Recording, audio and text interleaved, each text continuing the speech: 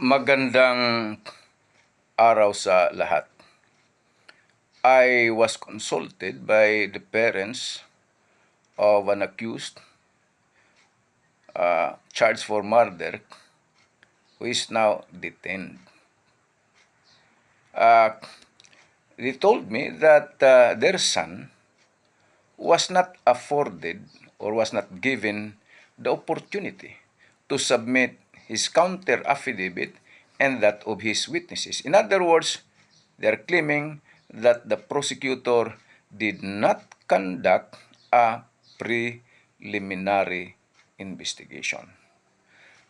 Take note that if a person is charged for an offense where the imposable penalty is at least 6 years and 1 day imprisonment, he cannot be charged in court without first the prosecutor conducting a preliminary investigation where the prosecutor should find a prima facie evidence of the guilt of the accused with certainty of conviction in court. That is now the new rule of the Department of Justice on preliminary investigation. So, I studied the resolution of the prosecutor, including the information. The resolution states that the accused was subpoenaed, but he did not appear, he did not submit his counter affidavit. Also, the information filed in court also states that the prosecutor conducted a preliminary investigation.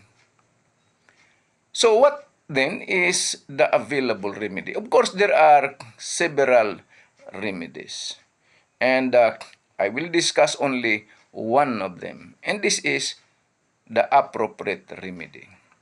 Before arraignment, the counsel of the accused should make a manifestation in court that his client, the accused, was not afforded, was not given the opportunity to submit his counter affidavit, or there was no preliminary investigation, and demand as a matter of right that a preliminary investigation be conducted and the case be referred back to the office of the prosecutor.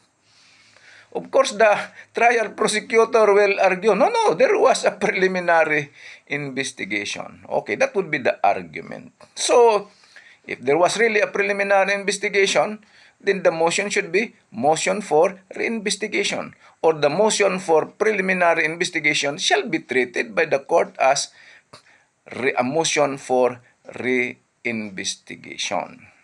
So the case will now be referred back to the office of the prosecutor, but in the meantime, the accused shall remain detained, shall remain in custody. Mga kababayan, ito, murder ito. Nobel recommended. Ang pagkakulong reclusion perpetua. Ang reclusion perpetua, pagkakulong na 20 years and 1 day to 40 years. Nako. Iyon nga ang remedy, motion for preliminary investigation or motion for reinvestigation. Pero pangsamantala, doon lang siya sa kulungan. Ba't kaya walang natanggap na subpoena? Well, ang dahilanan minsan, mali yung address. Wala talaga matanggap. O kaya, baka hindi talaga na-serve ng personnel ng Philippine Postal Corporation.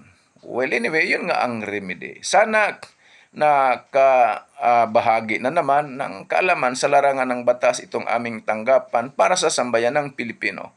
Maraming salamat at magandang araw sa inyong lahat.